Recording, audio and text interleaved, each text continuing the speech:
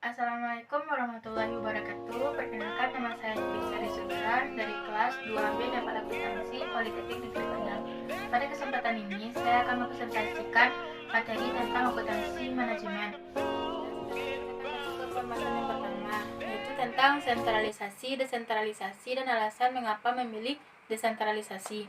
Sebelumnya kita ketahui bahwa sistem akuntansi pertanggungjawaban yaitu adalah sistem yang mengukur berbagai hasil yang dicapai setiap pusat pertanggungjawaban menurut informasi yang dibutuhkan para manajer untuk mengoperasikan pertanggungjawaban mereka. Nah, dalam pengambilan keputusan ini terdapat dua pendekatan, yaitu pendekatan sentralisasi dan desentralisasi.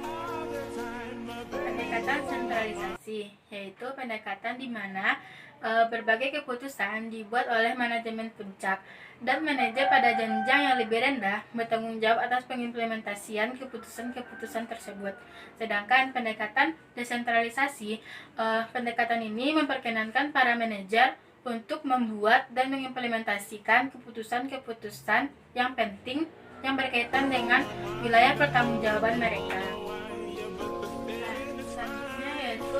Alasan mengapa memilih desentralisasi. Perusahaan lebih memilih desentralisasi dengan beberapa alasan. Yang pertama yaitu kemudahan dalam menggunakan dan mengumpulkan informasi lokal. Yang kedua yaitu memfokuskan manajemen pusat. Yang ketiga yaitu melatih dan memotivasi para manajer segmen. Yang keempat meningkatkan daya saing. Yang kelima yaitu membuka segmen-segmen ke berbagai kekuatan pasar. Nah, sekarang kita masuk ke pembahasan yang kedua, yaitu pengertian akuntansi pertanggungjawaban.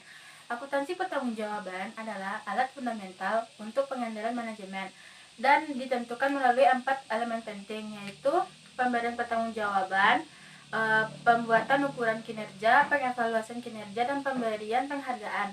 Nah, di sini akuntansi pertanggungjawaban memiliki tujuan. Tujuannya yaitu untuk mempengaruhi perilaku dalam cara tertentu sehingga seseorang atau kegiatan perusahaan akan disesuaikan untuk mencapai tujuan bersama.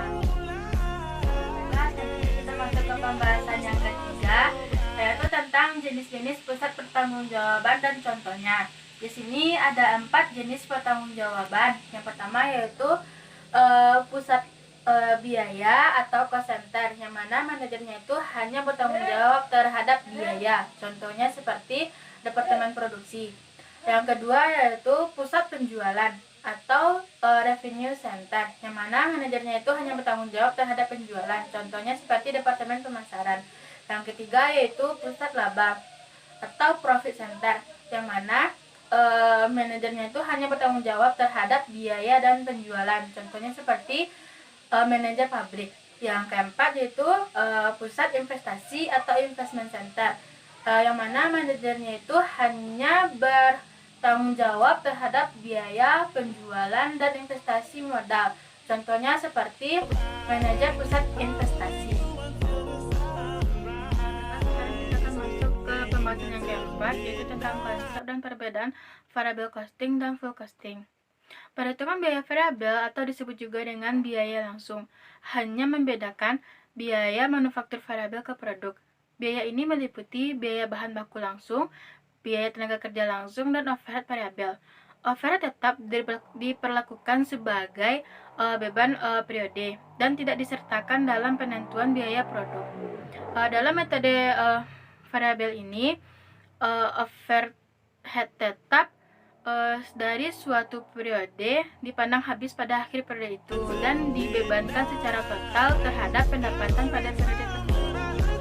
Halnya dengan full costing. Pada full costing ini dia membebankan semua biaya manufaktur ke produk, biaya bahan baku langsung, biaya tenaga kerja langsung, overhead variabel, overhead tetap adalah hal-hal yang menentukan biaya produk. Pada metode ini overhead tetap diberlakukan sebagai biaya produk, bukan biaya periode. Dan pada metode ini, overhead tetap dibebankan ke produk melalui perkiraan tarif overhead tetap yang telah ditetapkan terlebih dahulu dan tidak dibebankan sampai produk terjual.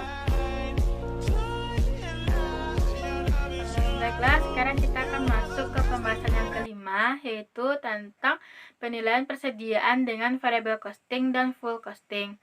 Dalam perhitungan full costing, persediaan akhir mencakup biaya bahan baku langsung, biaya tenaga kerja langsung, overhead variabel, dan overhead tetap.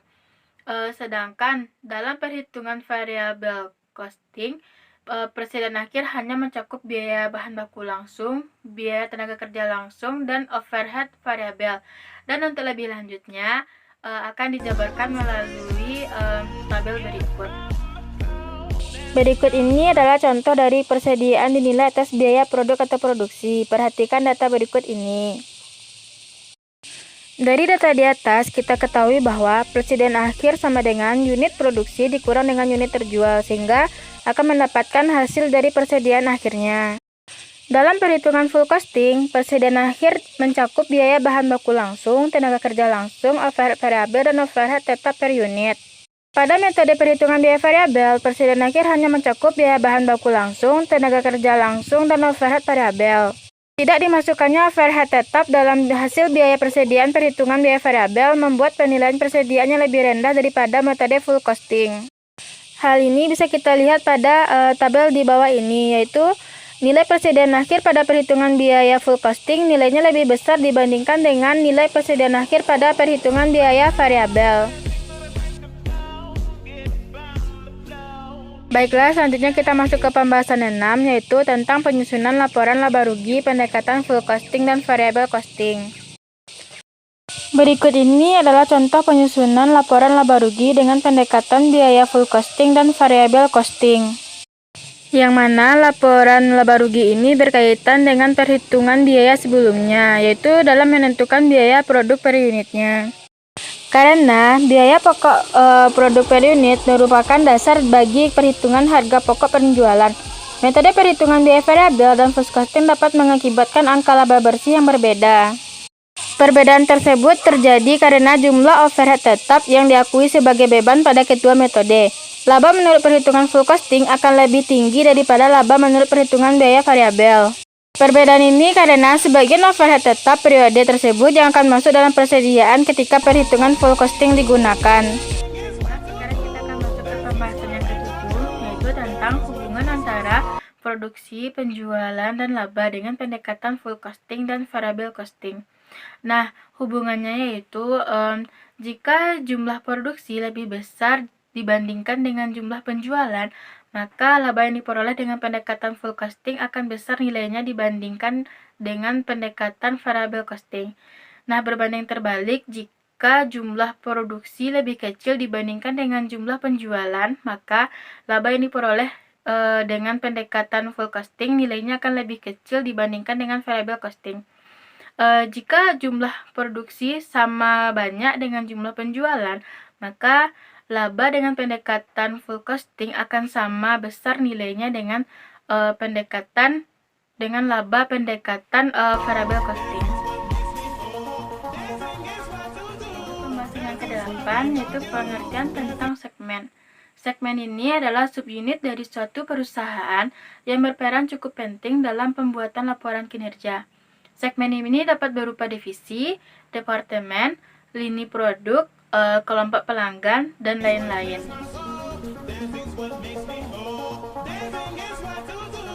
Selanjutnya kita akan masuk ke pembahasan yang terakhir, yaitu pembahasan ke-9, penyusunan laporan laba rugi segmen, pendekatan variable costing.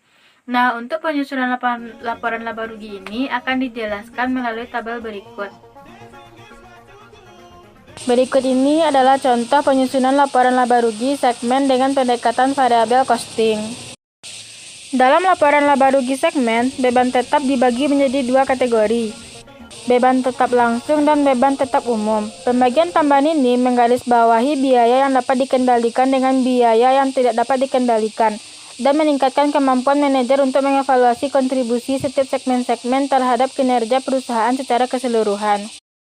Beban tetap langsung adalah beban tetap yang secara langsung dapat ditelusuri ke suatu segmen. Beban ini terkadang disebut sebagai beban tetap yang dapat dihindari atau beban tetap yang dapat ditelusuri, karena beban ini akan hilang jika segmen ditutup atau dihapus. Beban tetap umum disebabkan oleh dua atau lebih segmen secara bersamaan. Beban-beban ini tetap muncul, bahkan ketika salah satu segmen dihapus.